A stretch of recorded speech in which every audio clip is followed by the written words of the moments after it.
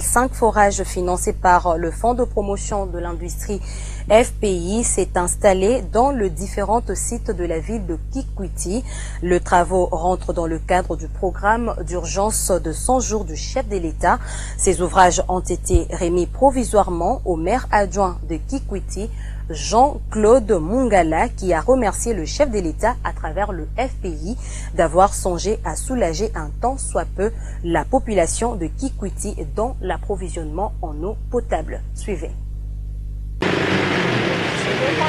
Cette intervention du Fonds de promotion de l'industrie FPI à travers la construction de ces 5 forages munis d'un mini-réseau de distribution d'eau potable entre dans le cadre du programme d'urgence des 100 jours du chef de l'État. Et c'est un ouf de soulagement pour la population bénéficiaire. Il y a peu, cette population des Kikwit devait puiser de l'eau potable à la rivière dite Sopo sur une distance de 3 à 10 km.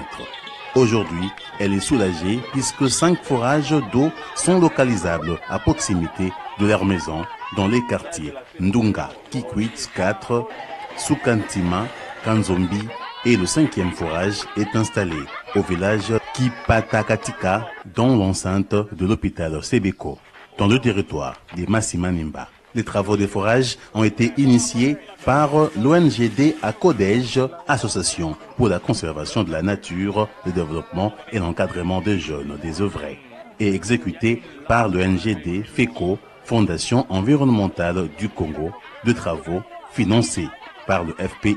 Chaque forage est doté de 3 bornes fontaines avec 2 robinets installés, chacune à une distance de 750 mètres à partir du lieu où est situé le forage. L'eau qui y coule est certifiée potable par le Service national d'hydraulique rurale, SNHR. Après la coupure du ruban symbolique à Kikwit 4 et la visite des restes des sites, le maire adjoint de la ville de Kikwit, Jean-Claude Mungala, qui a réceptionné provisoirement ces ouvrages, a remercié le FPI pour son financement et il a reconnu le soulagement de sa population.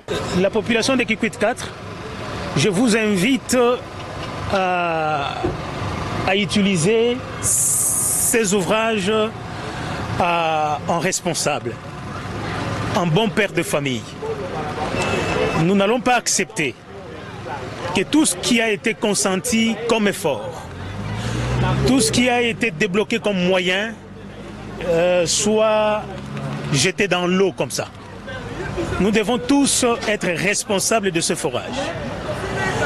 Les enfants qui viendront puiser de l'eau ici doivent comprendre que c'est un endroit qui doit rester propre.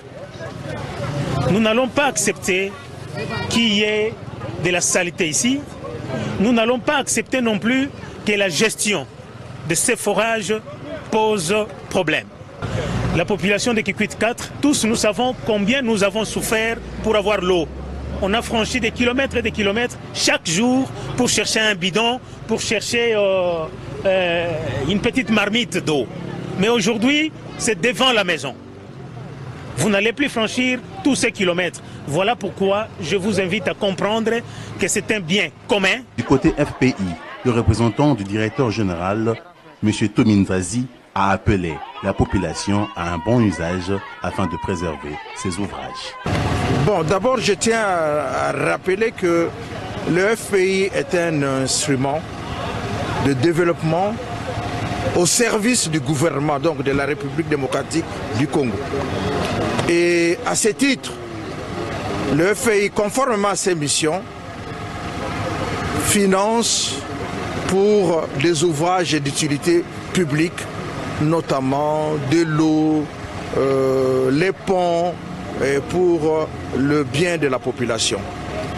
Bien sûr, il y a eu des difficultés, les intempéries, et tant d'autres contraintes qui ont fait que ça a pris du temps, mais le FPI n'a pas manqué de ménager aucun effort pour que ces ouvrages soient une réalité. Pour rappel, le FPI, en exécution du programme d'urgence des 100 jours du chef de l'État, a construit plusieurs forages dans d'autres provinces du pays, des forages qui sont opérationnels et qui contribuent efficacement à l'amélioration de la desserte en eau potable en République démocratique du Congo.